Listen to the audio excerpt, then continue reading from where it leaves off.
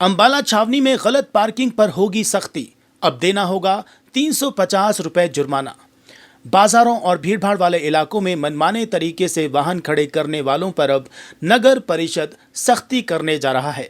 Railway road पर करीब 20 करोड़ रुपए की लागत से बनी मल्टी लेवल पार्किंग का संचालन अब एक निजी ठेकेदार को सौंप दिया गया है।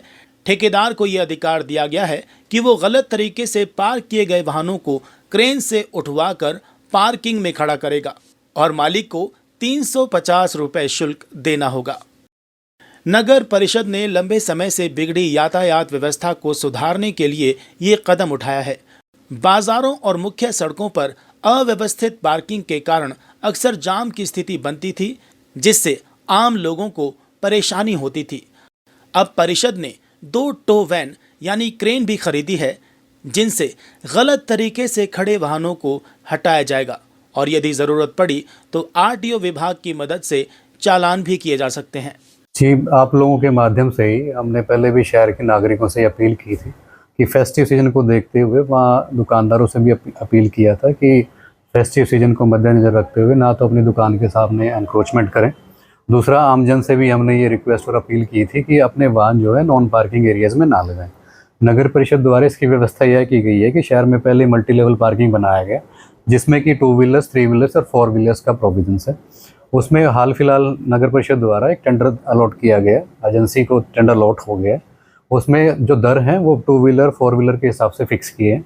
दूसरा, एनफोर्समेंट के लिए जो भी व्हीकल्स शहर में नॉन पार्कड एरिया में मिलेगा, उसमें टो वैन्स के अरेंजमेंट किए गए हैं। एजेंसी द्वारा टो वैन्स लगाई जाएंगी। उस टो वैन के लिए जो टो वैन चार्जेस हैं वो 350 रुपये रहेंगे। जिस भी अनपार्कड व्हीकल को जो अनऑथराइज तरीके से बाहर पार्क मिलेगा उसको 350 रुपये देना पड़ेगा, जिसमें 50 रुपये जो म्यूनसिपल काउंसिल का जो चार्ज रहेगा, 300 रुपये जो टो वैन चार्जेस रहेंगे। दूसरा, हमारे यहाँ पे फिर दूसरी ट्रैफिक की व्यवस्थाएं हैं और दूसरा आरटीए भी हमारे यहाँ बैठते हैं। तो फिर रीजनल ट्रांसपोर्ट अथॉरिटी है या फिर जो ट्रैफिक के रूल्स हैं उनके तहत नॉन वायलेशन के लिए उनके चालान किए जाएंगे।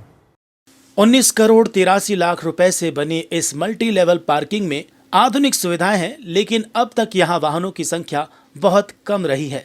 लोग अपनी गाड़ियां बाजारों में खड़ी करना पसंद करते हैं, जिससे पार्किंग का उपयोग नहीं हो पा रहा है।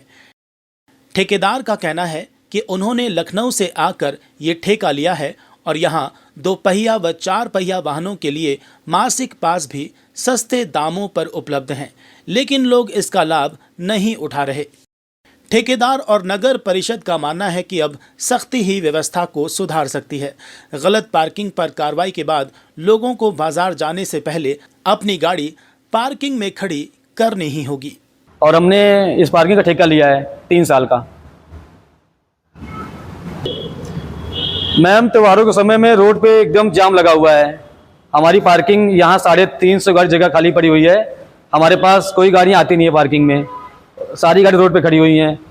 और हमारे पास 1000 रुपये मासिक पास कार का पास का रेट आया हुआ है। हम 1000 रुपये में कार का पास बना रहे हैं और बाइक का पास 300 रुपये का है। उसके बाद भी पार्किंग में कोई लाने को तैयार नहीं है। सारे गाड़ियाँ रोड पे खड़ी किए हुए हैं।